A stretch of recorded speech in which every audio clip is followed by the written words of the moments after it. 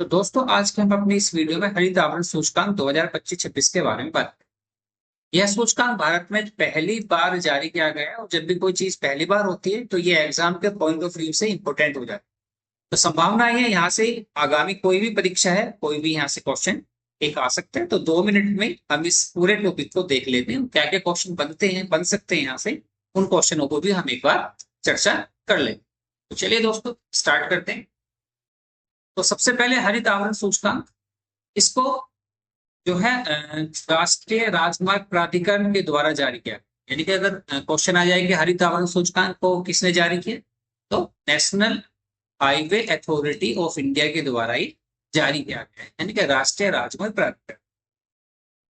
किसकी सहायता से जारी किया गया, तो इसरो के राष्ट्रीय रिमोट जो सेंसिंग सेंटर है उसके द्वारा या उसकी मदद से इस रिपोर्ट को तैयार किया गया।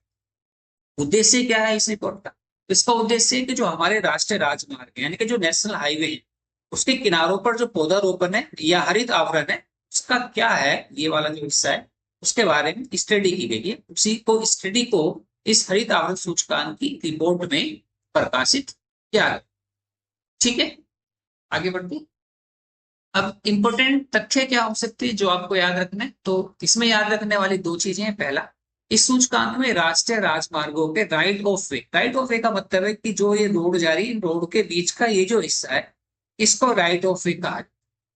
हरित आवरण वाले क्षेत्र के अनुपात को प्रतिशत के रूप में बताया गया, यानी कि जो हाईवे के बीच में ये जो राइट ऑफ वे है इसको परसेंटेज के रूप में बताया गया कि सबसे ज्यादा कहां पर है और सबसे कम कहां पर।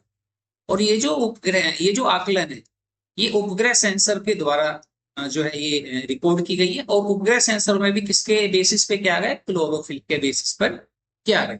अब सीधी सी बात है, सबसे ज्यादा क्लोरोफिल होगा तो सबसे ज्यादा पेड़ होंगे, तो पेड़ों की पत्तियों में क्या पाया जाता है, क्लोरोफिल पाया जाता है। हरी रंग की पत्तियां होती हैं, किसके कारण होती हैं, तो क्लोरोफिल के कारण। ठीक है, अब क्या बताया गया इस रिपोर्ट में, तो इस रिपोर्ट के अनुसार जो असम है, असम के जो राष्ट्रीय राजमार्ग है उसमें सबसे ज्यादा हरियाली हरियाली पाई जाती है। यानी कि अगर हम इसमें रैंक दी जाए तो पहले नंबर पे असम आते हैं, दूसरे नंबर पे गुजरात, तीसरे नंबर पे तेलंगाना और चौथे नंबर पर बिहार का नंबर। ठीक है, अगर जबकि सबसे कम, अगर नीचे से बात करें, जो सबसे कम जो हरित आवरण है उसके स्थान पर कौन है, हिमाचल प्रदेश। तो सबसे जो निचला स्थान किस राज्य ने प्राप्त किया, हिमाचल प्रदेश ने। इंपॉर्टेंट है यहाँ, ये रैंकिंग आप याद रख सकते हैं, सबसे नीचे वाला और सबसे ऊपर वाला दोनों आप याद रख सकते हैं। तो एक छोटा सा टॉपिक था, अब इसके कुछ क्वेश्चन देख लेते हैं। तो कथन एवं कारण के क्वेश्चन लिया है मैंने यहाँ पर। तो कथन है, हरित सूचकांक राष्ट्रीय राजमार्गों के किनारे हरियाली का अध्ययन करते हैं। तो ये कथन है। कारण क्या है इसका, इसका आकलन उपग्रह सेंसरों द्वारा दर्ज क्लोरोफिल के आधार पर किया जाता है। तो आपको बताना है कि दोनों सही है और आर जो है एक ही सही व्याख्या करता है। दोनों सही है लेकिन आर एक ही सही व्याख्या नहीं करता है, ए गलत है, ए सही है आर गलत है, या ए गलत है आर सही। इस क्वेश्चन का जवाब आप मुझे कमेंट करके बताइए। नेक्स्ट, कुछ और इंपॉर्टेंट क्वेश्चन, जैसे पहला क्वेश्चन है, हरित आवरण सूचकांक की पहली वार्षिक रिपोर्ट किस संस्था द्वारा जारी की गई है। तो अभी ये बताया गया, तो national highway authority of India के द्वारा ये जारी की गई है।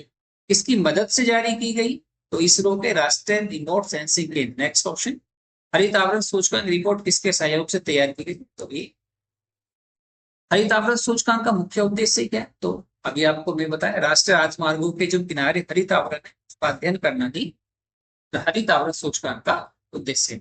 तो दोस्तों ये छोटी सी वीडियो थी, पहली बार हुई है तो इंपॉर्टेंट हो सकती है, तो आप इसको पढ़ लेंगे, ठीक से एक बार देख लेंगे तो ये सारे क्वेश्चन आपको क्लियर हो जाएंगे। वीडियो कैसी लगी आपको कमेंट करके जरूर बताइएगा, और वीडियो अच्छी लगी तो लाइक और चैनल को सब्सक्राइब कर जरूर कीजिएगा।